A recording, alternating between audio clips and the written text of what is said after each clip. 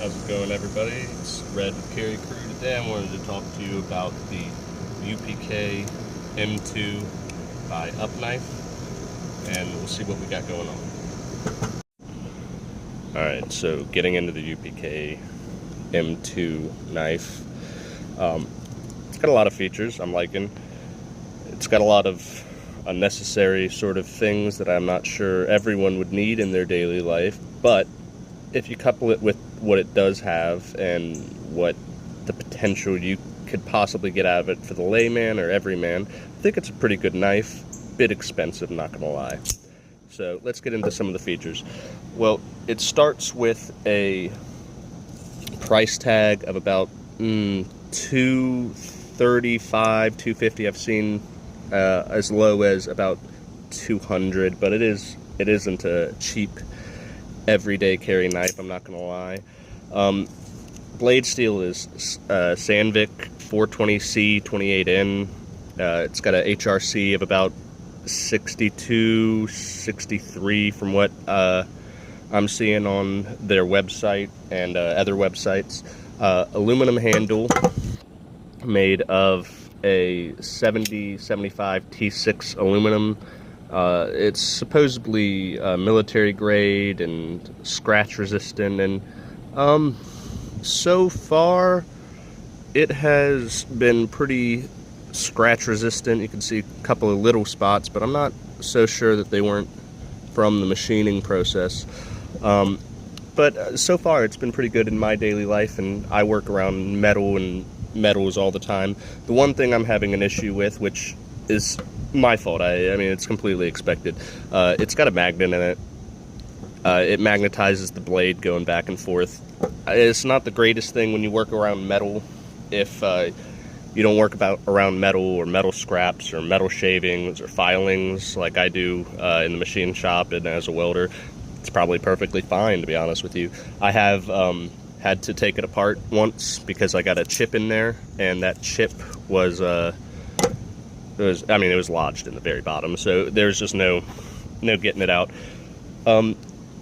Let's get into some of this stuff that you see on the front of the blade. So it says it's got well, I guess the way it's set up, it's got 1, 2, 3, 4, 5, 6, 7 different, it says box wrench sizes. I've found that they sort of kind of fit, not really. Some of them fit better than others. I'll give you an example. So just putting it down like that, if we grab, bear with me, if we grab my little T-shank, it works perfectly fine. It's got a good little handle there. There's no way you can get the blade. This is a little sharp, so I wouldn't like jam in your thumb into it or anything like that, but I don't really see how you would be able to, it's contoured correctly so that I don't see how you'd be able to really jam your hand there. You're definitely never going to catch the blade. I mean, I wouldn't give it to a kid, but my son's got pretty small hands and he can't get his finger in there. So that's the quarter inch. The quarter inch is great. It retains really well. It's got a nice little retention. This is a heavy piece of steel to put in it, and I mean it's good enough. I'm sure if I throw it hard enough, it'll fall out, but that just means that the small bits that actually you would probably put in it, they're definitely not falling out as easily. So let's move on from the quarter inch. From there, it says it has a 9/16, a 15 millimeter, a ½ inch 13 millimeter. These 9/16, 15 millimeter, ½ inch 13 millimeter, and 3/8 10 millimeter are all doubling as themselves. Which, if you've ever turned box wrenches before, 13 a little tighter than the 10, or ½ inch, sorry, is a little tighter on the 13 than a 3/8 is on the 10 millimeter, and a 9/16 is fine usually. But the perfect box size wrench usually works better, but this isn't going to turn bolts on your car or anything, so I wouldn't be too concerned with it. Definitely wouldn't be using these two outside. This is basically how it wants you to do it, is sort of like this. I would be weary of doing that too much, or getting too comfortable with doing that kind of thing, just because I think it's one slip away from sliding up on this very sharp blade. Let's move on to the blade a little bit more. As you can see, I've not sharpened it since I've gotten it. All I've done is stropped it with some Jeweler's Rouge, and it's got a, not sure if I'm going to be able to, not sure if I'm going to be able to get that totally in there, but it's got a pretty near reflection on the edge itself. It's a pretty good size blade. I think it's about, here, I'll give you an exact measurement actually. One moment. Let's just pull this out. So it is, the blade itself, which if you don't know, you always measure from where the choil here is, where sharpening choil is. The blade itself is about 3 1/4 inches. That's what it says online. That's perfectly acceptable for where I live. I could see places like California having an issue with it. I believe theirs is under 3 inches, and they've got a lot of different laws there. But the big feature to this, I think, is how light and slim it is. It is very light. I like the ability to just, if you're opening boxes, or you just have this little thing that you can kind of choke up on, and really it's just belly. I mean, you've got a little straight there in case you wanted to rip some cord, but it's really just belly altogether. The 1/4 inch works perfect either which way. You obviously lose the retention once you put it up here. It'll just fall out. The real problem I'm seeing is, which one is it? That's the other problem, is it's got a bit too many of these sockets. The 10, that's supposed to be the 3/8 10 millimeter, it is, I mean, I wouldn't trust it for aluminum for sure. That would be, you're trusting a lot. I understand it's military grade, it's scratch resistant, it's all this and all that, but you are putting a lot of faith in what's still a soft metal. It doesn't matter what you do with or to aluminum, it is a softer metal than most. Not really anything you can do to avoid that. So I think in this configuration it works perfect. I would get rid of these, to be honest. It's no big deal, I guess. I think the big thing is, for $200, almost $50, I don't really want something like this. I'd rather this be all steel and a little heavier, I guess is what I'm saying. I put a lanyard on it just because it's not slick on this side. I got the deep cut, not the super deep. I guess that's a me issue. I should have gotten the super deep cut, but it is what it is. But I mostly put the lanyard on there because sometimes when I'm out working and sweating, your hands, especially wearing gloves like I do welding, your hands get real slippery, and I'll try to, open this up like this, or I was trying to open this up like, sort of trying to get it like this, and it's not very intuitive when your hands are sweaty. My hands aren't sweaty right now, so I can get it open, but it's not very intuitive when your hands are sweaty, so I put this little lanyard down here so I can kind of grip it like that and just push up. And I only ever really need that much while I'm working normally, so I kind of like the option to have an immediate large blade or larger blade, or this kind of, I think it's about a 1/2 inch. We'll tell you that in just a second too. I believe it's about a 1/2 inch, maybe a little over 1/2 inch. Start down here.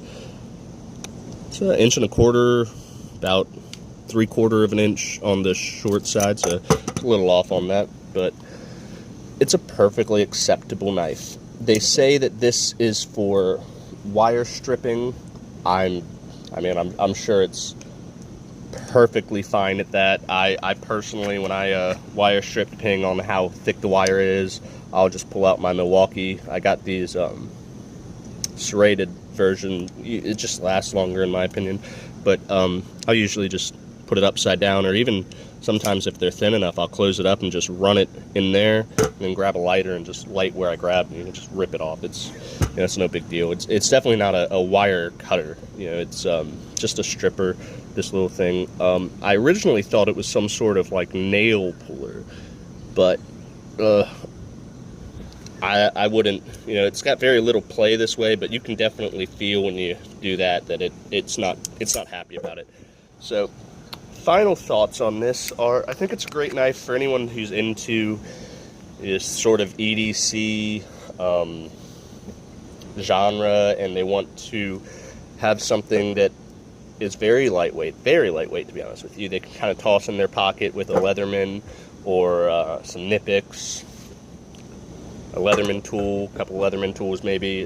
Definitely I would at least get this end of my configuration. That way you can kind of use a lot more tools than are normally available to you. But it works with all standard 1/4 inch bits. Double-sided won't work, so all of my Weehaw bits are kind of useless except for this, because the Leatherman luckily allows you to use double-sided bits, so it's not completely useless.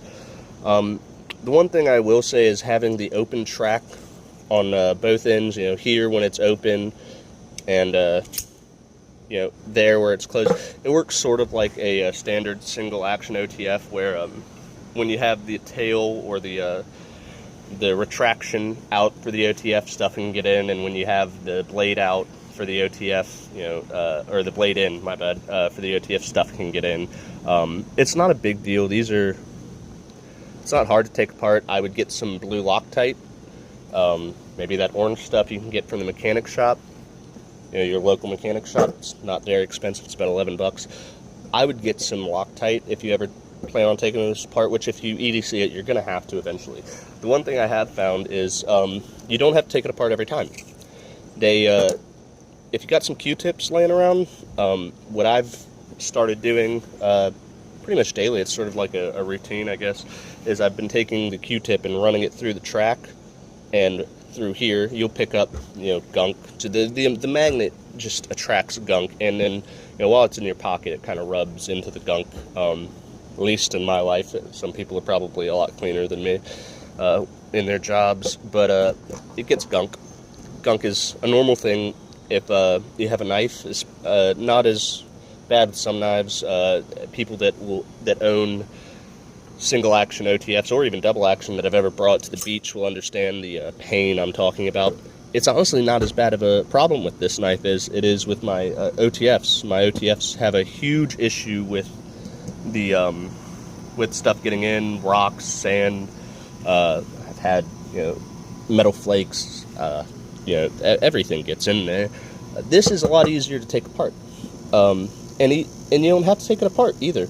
You know, you throw it up, rub some oil in there with some WD-40 and a Q-tip, and then here too, and it's got great action. The one thing I will say, I have tested the glass breaker on glass. It's a tungsten carbide tip. If it'll focus, you fuck. Anyways, the tip here, it's a bit better. You can see that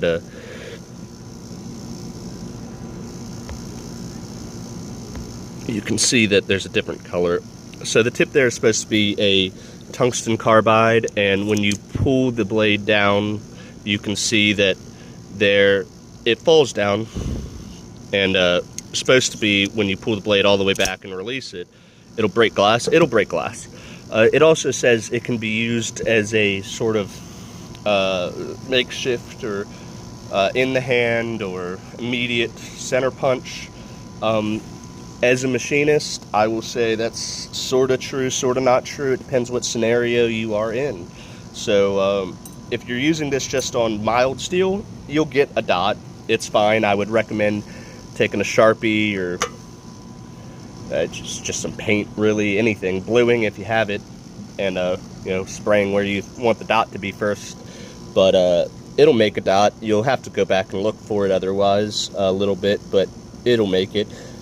The problem I found is on anything harder, the tungsten itself is, of course, hard enough to make a mark. The problem becomes that the blade starts to lose some functionality of being able to slam down and with any sort of force to make a mark. See if we can make a mark in this real quick. Let's see if you can see it okay. Yeah, I mean, you can see it all right. There's a lot of blemishes, but we'll try to go for a spot that doesn't have a huge blemish, and we'll just see. I just told you guys to do this, and I was about to not do it myself. So let's just make a little black mark right here. There's no blemishes underneath, just rust. This is made out of mild steel, so it'll eventually break, and I'll have to redo it one day, but it's fine. Okay, so right there, you can see it made ever so tiny of a mark, but it's not good enough to really do anything. Like, here, I'll wipe it away. The mark practically disappears. You can see just the slightest remnant right there next to that dot, but I don't even think it's going to show up in video, guys. So overall,